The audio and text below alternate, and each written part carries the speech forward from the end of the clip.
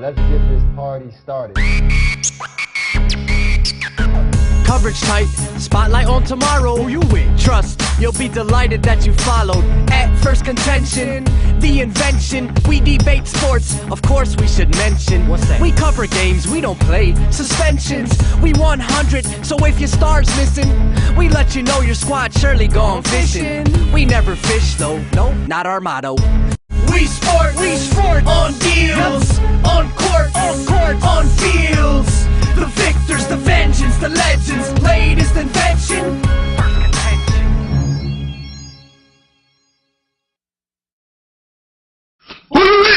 I said hola, senors and senoritas. Welcome to another episode of Phirst Contention. I'm your boy, Marvin S. Banks, here with the T.Y. Sosina. Salutations, folks. Welcome back to Phirst Contention Christmas Holiday Edition. We coming to you. We got hats. We got candy canes. We're going to have a lot of fun. But first, let's kick it over to Steve's over at Shed's Block. What up, Steve? Ho, ho, ho. Merry Christmas, everybody. Welcome back to Phirst Contention in Shed's Block. Strive higher every day. Let's get this show going today. Have a great episode this holiday season. Let's go, fellas. Thank you, sir. Let's kick it off. We touched on Adrian Peterson, the decision levied down by Roger Goodell in the past, suspending him for the rest of the season. Now with new evidence, you know, the phone conversation between him and Troy Vincent. I mean, where does the NFL stand now in terms of how they ruled the case in the first place, Marvin? You know what? The NFL needs Olivia Pope to clean this up because what they're doing right now is on the borderline of pure comedy right now. Does AP have a case against the NFL? Yes, he does. Because when you listen to the tape by Troy Vincent, he is implying that, yes, you get one game this week, then possibly another game next week. So that implementation right there says to me that I'm only going to get a 2-game suspension. Understandably so, and I hear what you're saying. You know, I'm not even sure if Olivia Pope can fix this mess. But at the same time, we talked about how he didn't show remorse the first time, and that's kind of what the league and Goodell is kind of standing up on. Remember that hearing that AP was supposed to go to and he didn't go to? Exactly. Perhaps there are ramifications of the way that, you know, you need to attend this meeting and go through this process, which you heard Vincent say a few times over the phone. It's just part of the process. He didn't go to that hearing, and that was probably another thing that they were able to stick inside their back pocket and say, hey, he's not taking this seriously. Let's suspend him for the rest of the season. But right now, what the NFL and especially with Roger Goodell, what they have right now is a big image problem right now. They cannot be trusted. And when you look at the several lawsuits that's going on right now, you have the concussion lawsuit, you have the Ray Rice lawsuit that's going on, now you have the AP lawsuit. So it's a lot of suits, and plus now you're going to have a big labor dispute in a couple of years when you have to renegotiate with the NFLPA. So they're going to have a lot of issues moving forward, and there's a lot of contradiction within Roger Goodell's policies and his policy making and things of that such. It's a lack of institutional control that we're going to touch on a little bit later that's happening in the NFL right now. Yes, I agree. Not as good as that other one, but yes, absolutely. I mean, Goodell, in the league, again, at least he's taking the steps and say, you know, we're going to let someone else rule on some of these issues and kind of take it out of his hands. But what say you to this? They didn't make an official ruling yet. The ruling wasn't made official until after he missed the hearing, and then they came down. So, in a sense, it kind of avoids that double jeopardy, you know, situation that he had with Ray Rice. I agree with that. I totally agree with that. But from the sense that you still have someone within the NFL executive office call Adrian Peterson, whether that's a no-no or whether that's an okay, you're still representing Roger Goodell. Now, Troy Vincent is going to have to step up and take responsibility for those phone calls and for those actions. And like I said, it's just something that's been continuously happening with Roger Goodell over and over and over and over again. I just don't know when it's going to stop, personally. You know, who knows? He's going to need to play the type of defense that Troy Vincent and Brian Dawkins played back in the day when they was, you know, with Jim Johnson's defense. That's what they gonna need. Yeah, that blitz zone defense. Absolutely, that plus Pope. But when you talk about defense, let's switch topics here. Okay. Let's talk about another defense. Let's talk about another team. Let's talk about the U Part 2. For those that have not seen it, please go watch this 30 for 30 special on ESPN that talks about the U Part 2.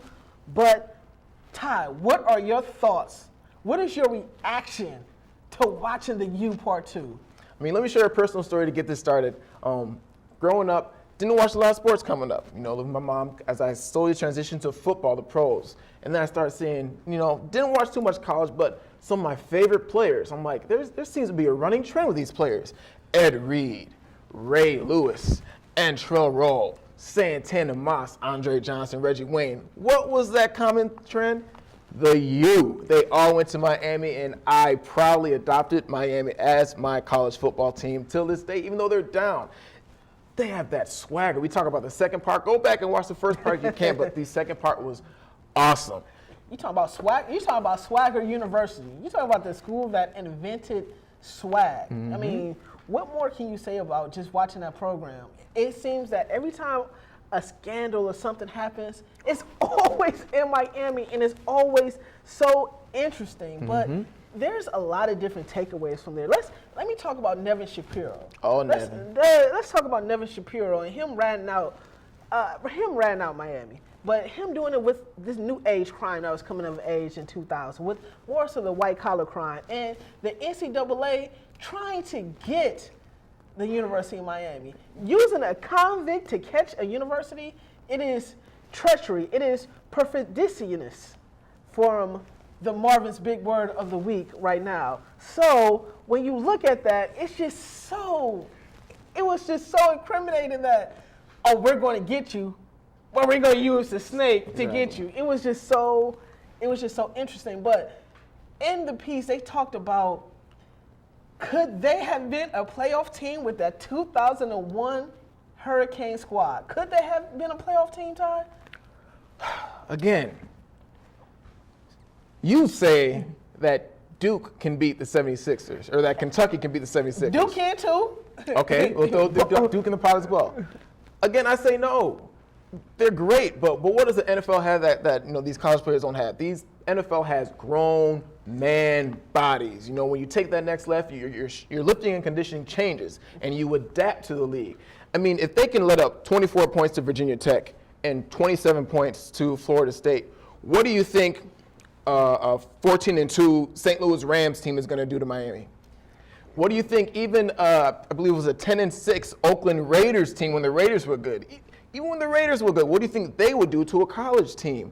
Again, it's fun. We love to throw it out there, but to be honest, we need to squash this in the butt. A college team cannot beat a professional team. You know what, Ty? I have to agree with you. I have to agree with you. A college team cannot be a professional team. There's a butt coming.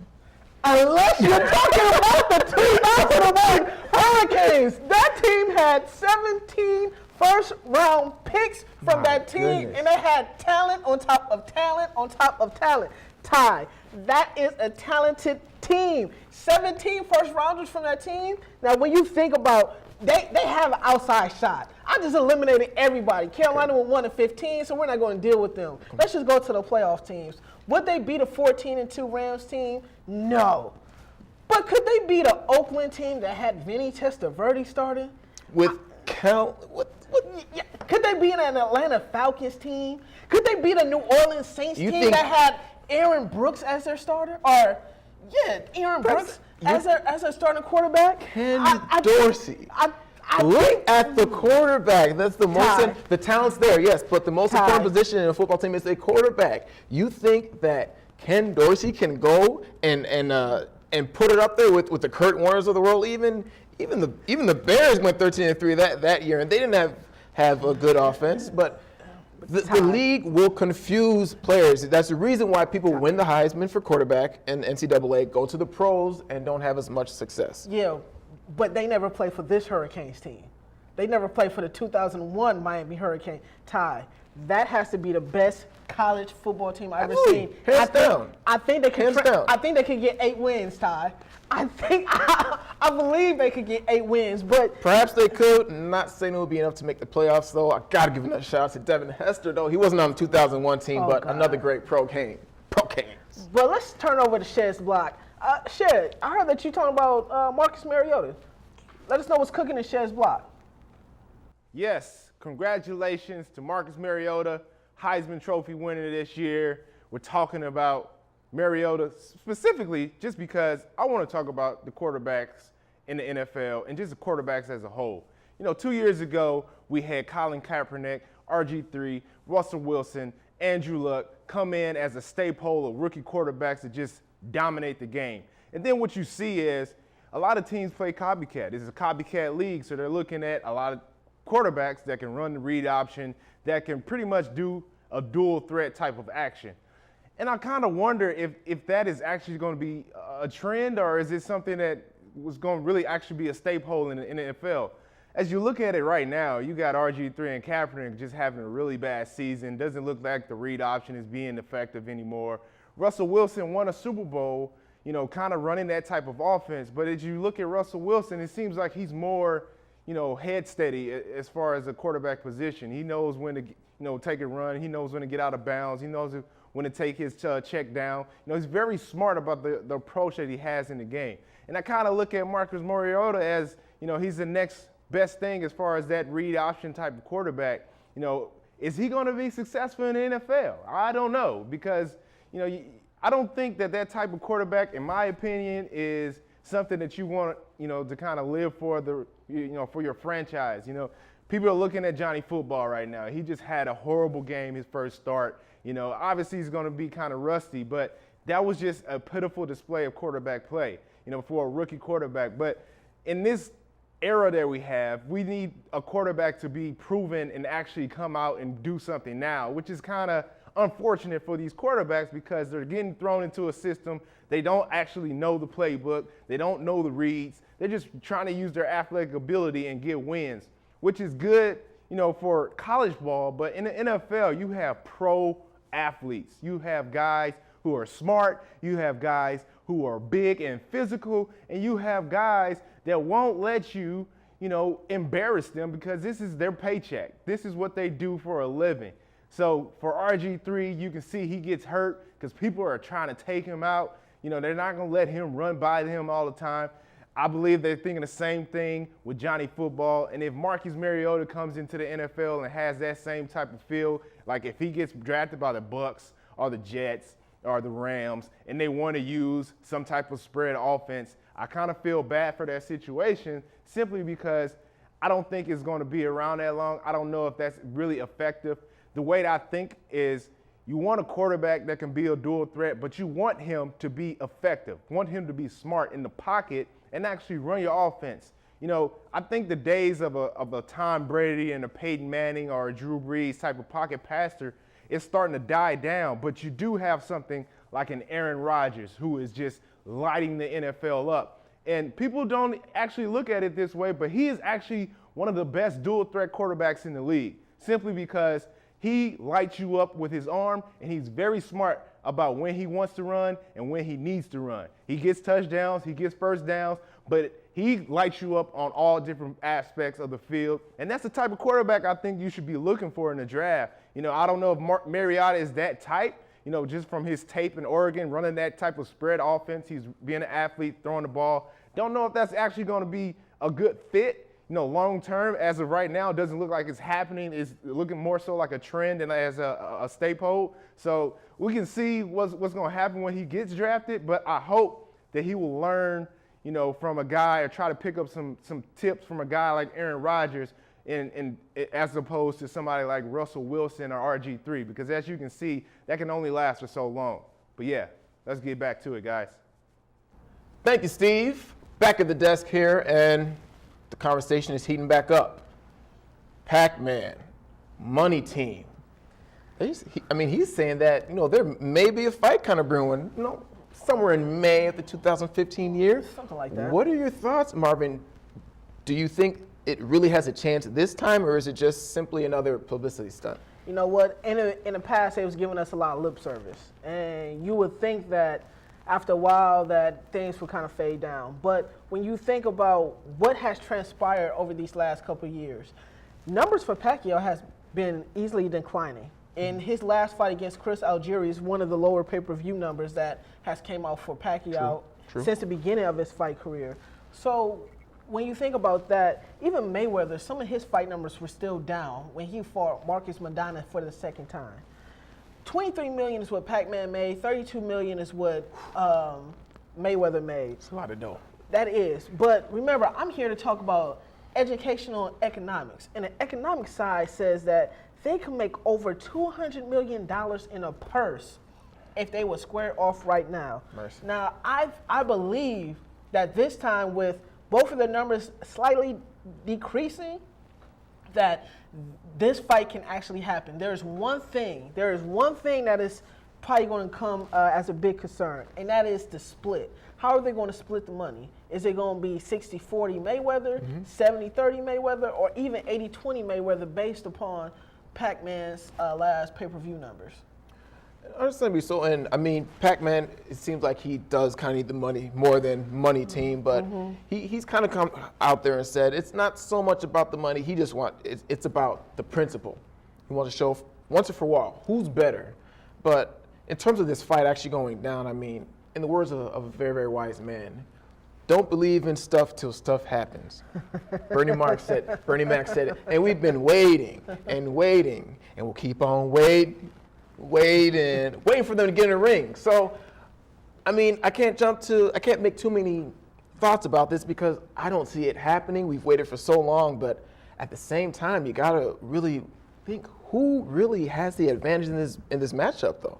It's definitely Mayweather. Mayweather definitely has the advantage, I believe, in this matchup. He is a defensive specialist, but with Pac-Man's speed and with his power, his direct fighting style coming directly at Mayweather, it's going to make for an interesting matchup. Amir Khan this past weekend had a very, very impressive win this past weekend, and there's been rumors floating around that he might be the next opponent for Mayweather, but nobody wants to see Amir Khan and Mayweather. Everybody wants to see Pac-Man and Mayweather to settle who is the best fighter pound for pound right now. They saying this could be one of the biggest fights ever, probably as big as Ali and Frazier Part 1. Absolutely. So I'm hoping that this can finally happen real soon, very, very, very soon. At fact. Yeah, it would be very exciting. I mean, I would put my money on Mayweather as well. We haven't seen him laying down recently like we saw Pac-Man. Nap time. Go to sleep. All right, let's move on. Kobe being Bryant. Kobe Bryant. Passing the GOAT, MJ, on the all-time scorers list, moves up to number 3. I mean, what does this say for this man's legacy? To me, I think it cements him right now as the second best shooting guard of all time. I still believe he's behind Jordan, but he is right now the second best shooting guard of all time. When you think about his longevity, when you think about him coming back and forth from the several injuries these last couple of years, but still being able to be the Black Mamba, or Vino, as he likes to call himself nowadays, too, as well. But better with age. Exactly. But 19 versus 15, those were the seasons with Kobe compared to Jordan when the scoring title. And if you would think that Jordan was coming back from playing baseball and retiring, you would think that he would have higher numbers than that too as well if you projected those numbers out. But here's an argument that a lot of people can have. In that 96 draft class, you have an argument that he should have been the number 1 overall pick over Allen Iverson that year. It's a very debatable argument to see if how would Kobe fit playing for Philly, where he essentially grew up at too as well. Would have been interesting to see, again, being that he did grow up in Philly, but he knew where he wanted to play. We all knew what he wanted to play. I mean, you said it. He's great. He's one of the all-time greats, and we should have seen it coming when he went to his high school prom with none other than Brandy. Yeah. I mean, Moesha. so when you got it like that, big things on the horizon, Pittman. Yeah, second greatest shooting guard. I have to agree. I mean, no shade, but I mean, it did take him 19? 4 more seasons, than Jordan. I mean, don't get it twisted, This is Kobe's time, but MJ was the best to ever do it, hands down. So let's just silence those talks. Think about how badly the Charlotte Hornets have to be kicking themselves for trading him on draft night. And all the other teams that passed up on him before that, even though that you had Marbury, you had Ray Allen that came in that draft, and you also had, like I said, AI that came in that draft. But the other teams that get a franchise-changing player and didn't get it, when you think about my top 10, and here's my top 10 players of all time, not in any particular order. Okay. I had MJ, Magic, Bird, Bill, Wilt, Kareem. I put Duncan, Kobe, Hakeem, and Shaq in my top 10. Outside looking in, I might be able to budge in there sometime in the near future. Could be LeBron and KD, depending on how their careers end out. So, what about you? I mean, I would say the same thing. Now, we didn't get to watch, some of the really greats from back in the day. So I'm gonna put him at 12. Okay. I pretty much have the same top 10 as you. So I'm gonna leave some spots in there. We'll put it at 13. We'll leave 2 spots in there for, like the Oscar Robinsons, players from way back in the day. Again, great for Kobe, great achievement, but let me throw this in there. Wouldn't it have been interesting if Melo had gone to LA instead of staying in New York?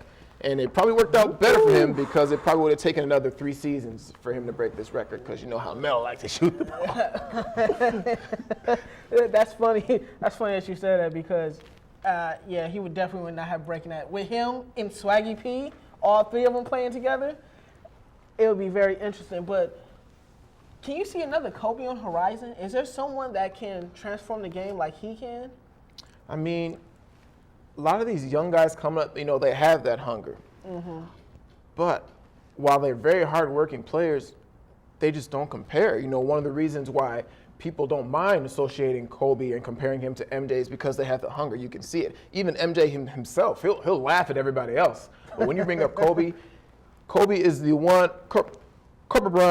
Kobe Bryant's the one basketball player out there that MJ probably wouldn't mind comparing himself to. But he's the GOAT. He's the GOAT. Watch out for Wiggins. He could possibly be the next Kobe, depending on if he works on his game a little bit. But we'll see. But let's transition over there to Shed's block. Shed, what do you think about Kobe's legacy as we move forward? Yeah, I don't like that you guys trying to throw shade at my boy Melo going to LA.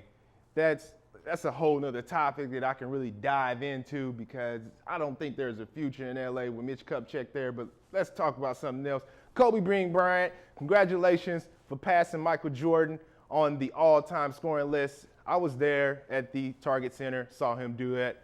Respect to the man. I'm not the biggest Kobe fan, but I do give respect when respect is due. That is a great accomplishment. I don't think he's better than Michael Jordan, to be blunt. I mean, Michael Jordan was the greatest of all time. 5 MVPs, 6 championships without a loss, 10 scoring titles. Kobe doesn't have any type of match with that. I mean, he's close to it. I call him the second greatest shooting guard, like you guys have mentioned, but I don't think he's anywhere in that category of Michael Jordan. I still hold Michael Jordan as maybe 1 or 2 as a top player in the NBA history, just because what he's done for the game, what the persona is actually being carried by. If you see Michael Jordan, he's like a legend now. Everybody kind of loves that. Michael Jordan is that man. Kobe Bryant, congratulations. Oh, and lastly, people, the social media moment of the week. Shout out to Bubba Watson. Now, I know you know this guy, PGA Tour winner, Masters winner from the golf tournaments. This guy, left-handed guy from Baghdad, Florida. He's spreading his Christmas cheer this holiday season. He did some type of video last year, but this year you got to check out Bubba Claus. It is hilarious. The man brings some swag to his holiday cheer. You got to watch it. Who knew that you could give so much gifts from a hovercraft? I mean, it's hilarious. You got to check this out. Thanks, Steve. Greatly appreciated. But now let's have a little fun. Let's transition to our fan interaction part of the show we like to call We Sports. And our first question comes from my Facebook former roommate.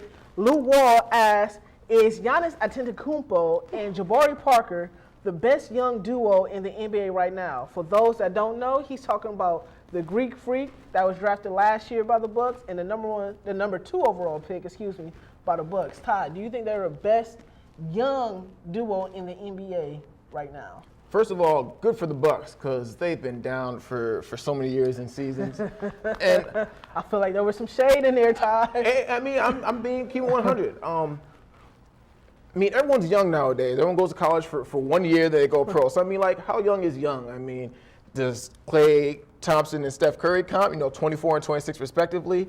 I mean, I don't know. Everyone's so young. But I mean, I guess yes, because they're so fresh. They still got, they're still wet behind the ears, as you would say. So yes, why not? Let's give it to them. You know what? I feel like you're disrespecting my Bucks, and what you're not going to do on First Contention is you're not going to disrespect my Bucks on my show. But I would have to say, up and coming, if we're projecting 5 years from now, I think they will be the best young combo in basketball right now. But you have to look at Durant and Westbrook also being young too, as well. So keep an eye out for them, and keep your eye out for my Bucks. I'm predicting it now that 2022, the Bucks and the T-Wolves will meet in the NBA Finals. Well, we got it on tape, so that's awesome. Let's stay in the association here. Christian Edwards, thank you, Christian. What's up? Asks, should the NBA reduce the number of games and expand the number of games in the playoffs? You know what? I think that they should reduce the number of games. 82 games is a long season. If they would cut it down to start maybe on Christmas Day like they did a couple of years ago and have maybe a 60-game season, I think it will be for competitive playoffs moving forward and competitive teams. But I do not want them to expand the playoffs, though. I agree. Less is more, period. It's one of the reasons why college football is so important, why every game is so important. One loss means a lot. Now, in the league, if you can take a few nights out, there's a reason why Pop is resting all his players, because it's a marathon. It's not a sprint. You don't need 162 games in baseball to know, besides last year, that the Yankees are good, that the Red Sox are good. Not last year. Not last year, again. So less is more. I say shorten it, but keep that playoff template the same, because that's what fans really come out to watch. I mean, it'll be interesting to see if they do cut it down to 60 games, and it just be a fight for the top from there. But what I really would like to see is if they change the playoff standings, because the teams out west are just so much better than teams out east. They're just so competitive and so much better. Agreed. But our last question comes from My Dukes. What's going on, My Dukes? My mama asked, Teresa Sisk asked, is there any update on Devon Steele and his family? For those that don't know, his daughter had cancer, and the whole big Devon Steele and buying jerseys for pediatric cancer was going on. So she wants to know, is there any update on him and his little daughter? Yeah, she's still fighting strong. Obviously, we're all support. It's such a rough thing to hit a family, especially when you're, under the age of 5 there. But yeah, Devon Steele's jersey is still one of the hottest jerseys in the NFL right now. A lot of people come out supporting it. You've seen even team rivals like the Steelers, coming out and buying their jersey. Now the Bengals are on a bit of an extended bye here. They don't meet till Monday because they play Monday night, and so they were recently all in Disney World, So we took her out to Disney World, enjoy the Frozen theme. A lot of kids like Frozen nowadays. I haven't seen it, but I heard that it's a pretty good movie. You haven't seen Frozen? No, I haven't seen Frozen. We over here in wintertime, you haven't seen Frozen yet? No, I haven't. I'm sorry. I seen a Lego movie yesterday, but it was absolutely hilarious too, as well. Everything is awesome.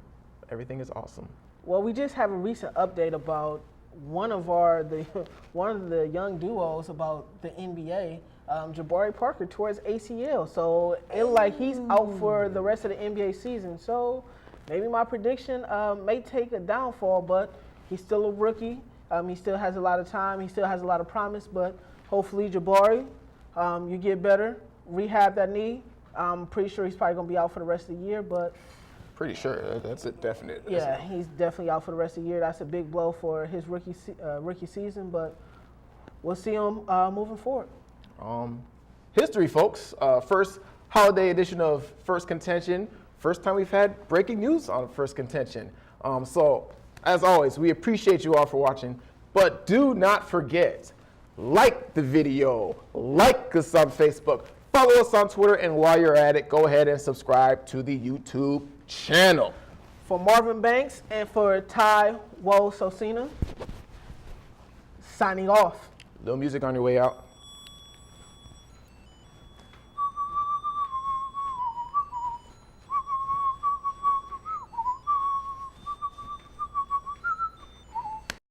Ride with Phirst Contention, that's full throttle in. We sport on deals, on court, on fields. The victors, the vengeance, the legends, latest invention. Phirst Contention.